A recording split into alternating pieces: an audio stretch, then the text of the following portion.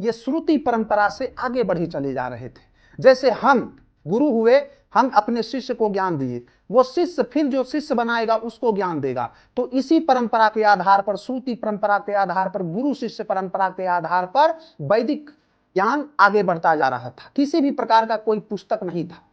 परंतु महर्षि कृष्ण द्वैपायन को यह महसूस हुआ कि अब मानव की स्मृति कमजोर हो रही है, मानव की बुद्धि कमजोर हो रही है, और जो मूल वैदिक ग्रंथ है, जो मूल वेद का ज्ञान है, उसकी व्याख्या गलत तरीके से की जा रही है।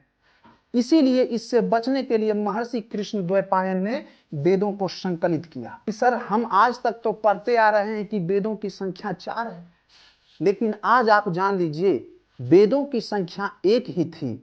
वेद बहुत बड़ी संहिता हुआ करती थी, इसमें सारे ज्ञान बिखरे पड़े थे, परंतु इस बिखरे हुए ज्ञान को समेटना अपने आप में एक बहुत बड़ी चुनौती होती थी।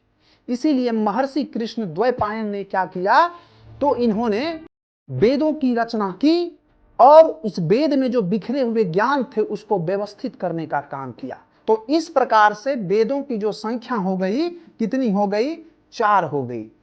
प्रारंभ में वेदों की संख्या 1 ही थी, परंतु बाद में महर्षि कृष्ण द्वैपायन ने वेदों को संकलित करके अब वेदों की जो संख्या हो गई, कितनी हो गई गुरु? तो कहना है कि सर वेदों की संख्या 4 हो गई। ठीक है, जब वेदों की संख्या 4 हो गई तो चारों वेदों को हम लोग पढ़ने का काम करेंगे।